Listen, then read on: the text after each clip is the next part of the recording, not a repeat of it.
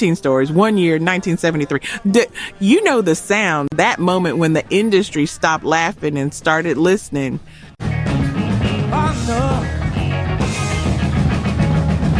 A woman in a basement studio betting her last dollar on 3 months of rearrangement. I'm strumming my bed with his fingers, singing. A blind man spending 3 hours alone with every instrument in the room, feeling something coming.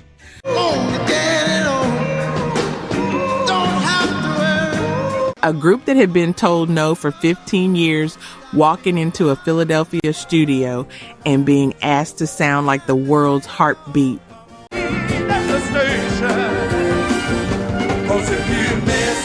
This is what happens when people refuse to break.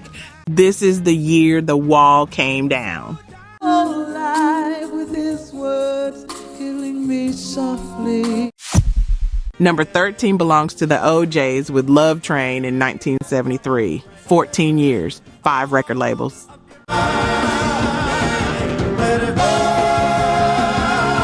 4 different names. The group cycled through all of it while riding in cramped vehicles down the Chitlin Circuit, watching founding members walk away as money ran out.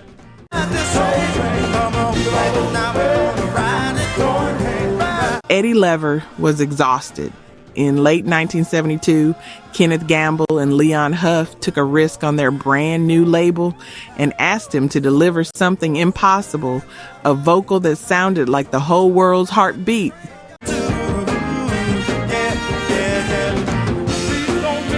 He did it. On March 24, 1973, the song hit number 1. 15 years of grinding finally broke through. What happens when a man refuses to quit? At number 12, Gladys Knight made a choice. She spent 7 years at Motown being treated as second tier, watching the Supremes get the real support while she and the Pips toured the same exhausting circuit.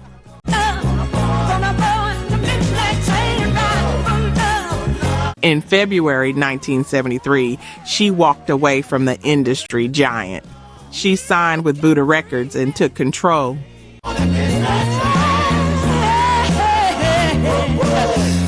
By July, she was in the studio reworking a song called Midnight Plane to Houston into something raw and real. A woman choosing love over the hollow promise of fame.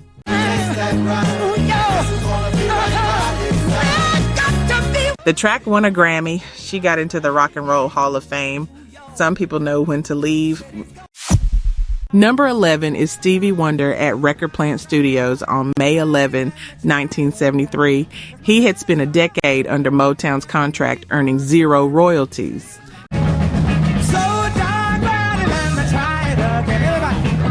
Berry Gordy controlled everything, the sound, the image, the name. In 3 hours, Wonder sat alone and played every instrument on Higher Ground, including the Honor, Clavinet, C.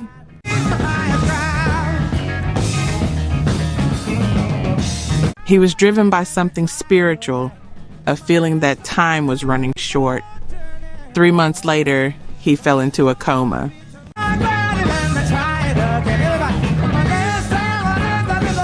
He survived. The song won a Grammy. He negotiated a $13 million independence deal. He had to almost die to own his own voice. At number 10, Marvin Gaye spent 2 years refusing to record. Motown wanted him to sound like the old Marvin, polished, safe, predictable.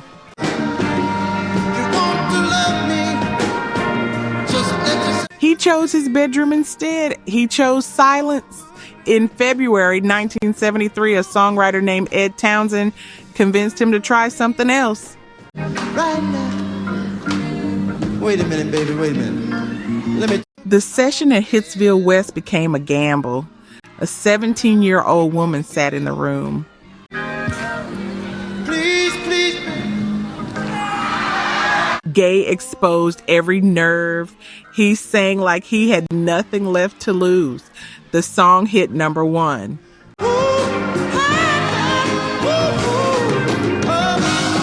He demanded production credits. He finally owned his own work. silence had made him stronger. Number 9 brings the Spinners. 17 years. They worked in Motown's offices and shipping department for $100 a week while being treated as a second-tier act. And I pray there will never come a day. On July 1st, 1972, they left. They signed with Atlantic Records and worked with Tom Bell at Sigma Sound Studios. When you need me, I'll be around. Lead singer Philippe Wynne abandoned rigid gospel phrasing and let himself improvise. Their first number 1 R&B hit came from that freedom.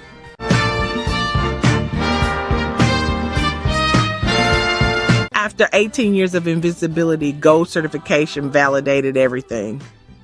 Sometimes you have to leave the place that's holding you back to find out who you really are. At number 8, Barry White invested $2,000 of his own money into demo sessions in 1972. Bring them down. This is it. The industry had rejected him for years. He was facing financial ruin. He produced the track himself.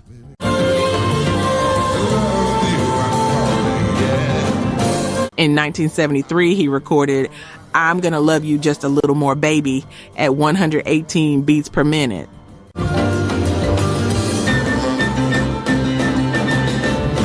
He demanded perfection from the session musicians, hours of repetitive takes until the rhythm felt exactly right. Bring them down. This is it. He had one problem. He couldn't find a male vocalist good enough, so he sang it himself.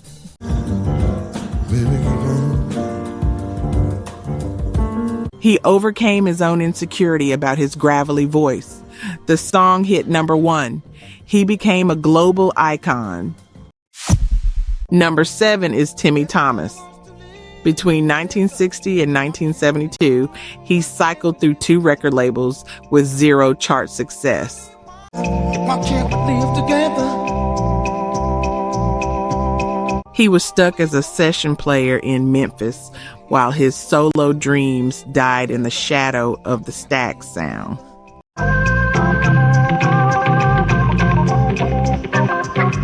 In 1972, he walked into a Miami studio and made a bet on himself.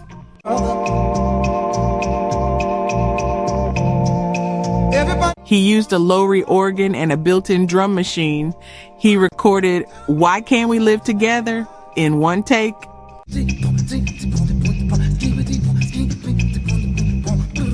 He captured raw exhaustion and a plea for peace. The song peaked at number 3 on the Billboard Hot 100. One man, one take, one moment of faith. At number 6, Fred Wesley faced a choice he had made 3 times before.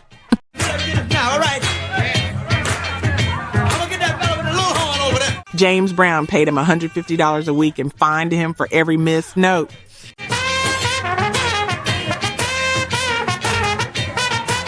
Wesley left and came back. He left again and came back. The industry had no other place for a trombone player like him.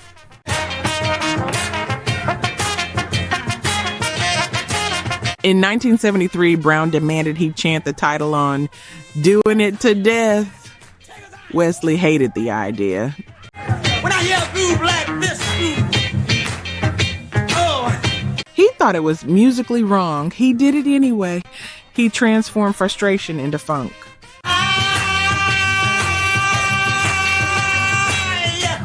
The song hit number 1 on the R&B charts. It became the first JB's record to sell over 1 million copies. Surrender Can Be His Own Kind of Power. Number 5 belongs to First Choice. Between 1971 and 1972, they released 3 singles that failed to chart.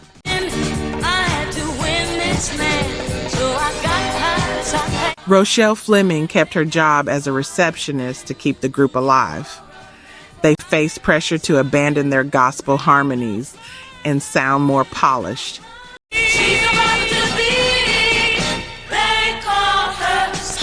They refused. In 1973, producer Stan Watson staked everything on a high-tempo gamble at Sigma Sound Studios.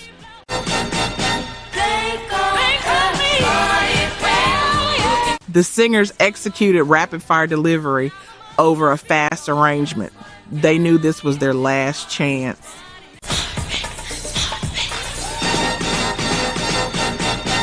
The song reached number 5 on the R&B charts and number 28 on the Hot 100.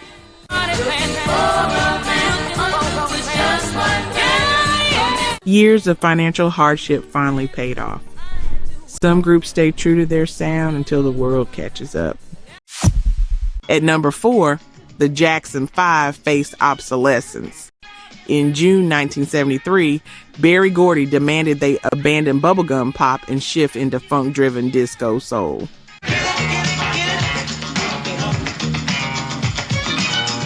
Michael Jackson was a teenager.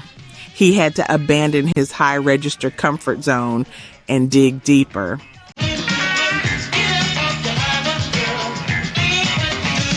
Hal Davis engineered a relentless 120 beats per minute tempo to mask their falling chart momentum.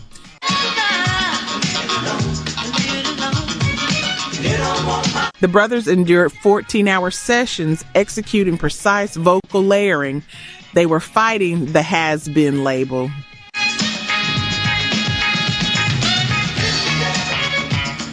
Their number 2 R&B chart peak ended a 2-year commercial slump. They survived the industry's plan to sideline them. Desperation made them hungry again. Number 3 is Sylvia Robinson. From 1956 to 1970, she endured a 14-year commercial drought after her initial success.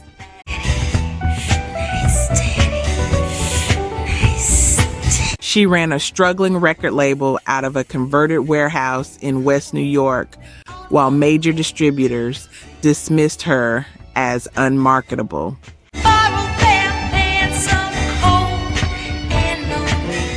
In 1972, Al Green rejected Pillow Talk for being too suggestive. Sylvia decided to record it herself.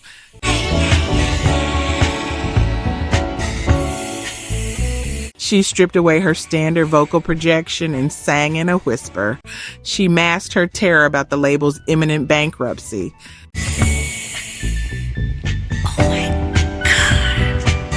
The song hit number 1 on the R&B charts. Gold certification followed. She had built the template that would later finance the Sugar Hill Gang sessions and birth hip-hop. At number 2, Eddie Kendricks released 2 solo albums that failed to crack the top 40.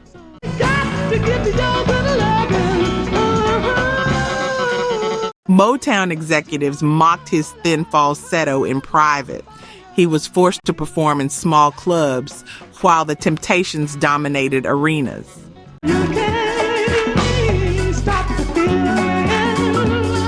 On August 7, 1973, Keep On Truckin' entered the Billboard Hot 100.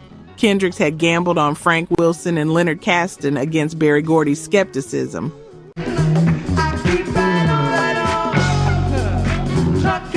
He proved his lean voice could carry a dance floor alone.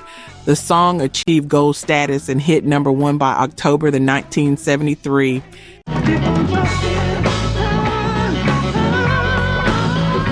He finally escaped the assembly line. His refusal to be silenced echoes in every sample that followed. Number 1 belongs to Roberta Flack with Killing Me Softly with his song in 1974.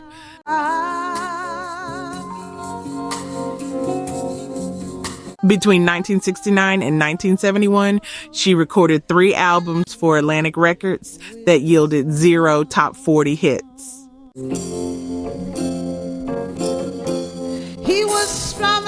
The label marketed her as a jazz folk niche artist. She fought to keep her classical piano discipline while they demanded commercial soul. In September 1972, she heard Don McLean's version on a flight. She spent 3 months rearranging it. Ready each one out loud. She risked her reputation for perfectionist delays. She stripped the song to raw emotional vulnerability. He sang as if he knew. She worked with producer Joel Dorn. The song won the Grammy for Record of the Year. My bed with his fingers, singing my life with 5 years from a DC nightclub basement to global dominance. Precision and exhaustion became the same thing.